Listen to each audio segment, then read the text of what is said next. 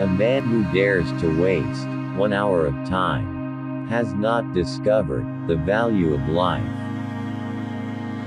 If the misery of the poor be caused not by the laws of nature, but by our institutions, great is our sin. We stopped looking for monsters under our bed when we realized that they were inside us. The love for all living creatures is the most noble attribute of man. I am not apt to follow blindly the lead of other men. Intelligence is based on how efficient a species became at doing the things they need to survive. Blushing is the most peculiar and most human of all expressions.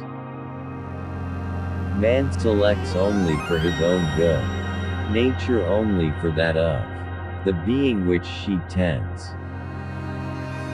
I see no good reasons why the views given in this volume should shock the religious views of anyone.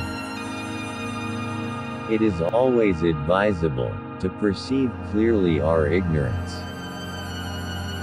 I am not the least afraid to die. We are not here concerned with hopes or fears, only with truth as far as our reason permits us to discover it. We are always slow in admitting any great change of which we do not see the intermediate steps. The very essence of instinct is that it's followed independently of reason. We will now discuss in a little more detail the struggle for existence. A scientific man ought to have no wishes, no affections, a mere heart of stone. Whilst man, however well behaved, at best is but a monkey shade. I have tried lately to read Shakespeare and found it so intolerably dull that it nauseated me. One hand has surely worked throughout the universe. I am dying by inches from not having any body to talk to about insects. It is difficult to believe in the dreadful but quiet war lurking just below the serene facade of nature. We stop looking for monsters under our beds when we realize they are inside us.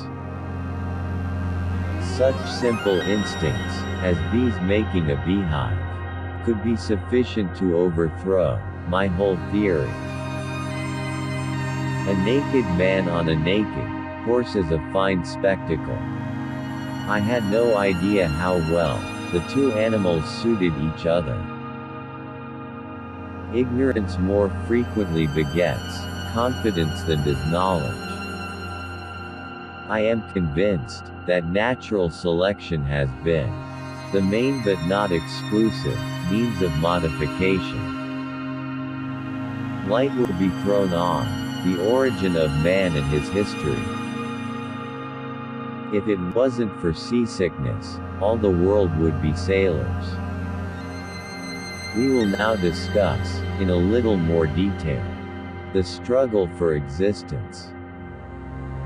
How odd it is that anyone should not see that all observation must be for or against some view, if it is to be of any service.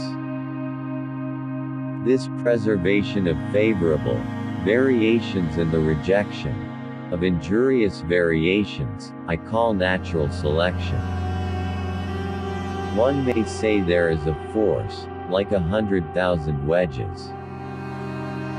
The difference in mind between man and the higher animals, great as it is certainly, is one of degree and not of kind. He who understands baboon would do more towards metaphysics than John Locke. It is so easy to hide our ignorance under such expressions as the plan of creation, unity of design. None can reply all, seems eternal now. The wilderness has a mysterious tongue, which teaches awful doubt. This prophecy has turned out entirely and miserably wrong. And thus the forms of life, throughout the universe, become divided into groups, subordinate to groups.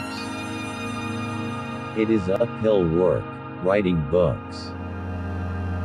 The imagination is one of the highest prerogatives of man. Scientists are the destroyers of myths, and sometimes the myths they destroy are their own. The moral sense perhaps affords the best and highest distinction between man and the lower animals. The natural history of this archipelago is very remarkable. It seems to be a little world within itself. As for a future life, every man must judge for himself between conflicting, vague probabilities. I have called this principle, by which each slight variation, if useful, is preserved by the term of natural selection. The works of nature, or to those of art. Species of the same genus would occasionally exhibit reversions to lost, ancestral characters. Ignorance breeds confidence, more often than knowledge. A lie can run around the internet before the truth has logged on to Facebook. Species that struggle to adapt to survive will become extinct. It is so important to bear in mind the probability of conversion from one function to another. The love for all living creatures is the most noble attribute to a man. I believe man in the same predicament with other animals.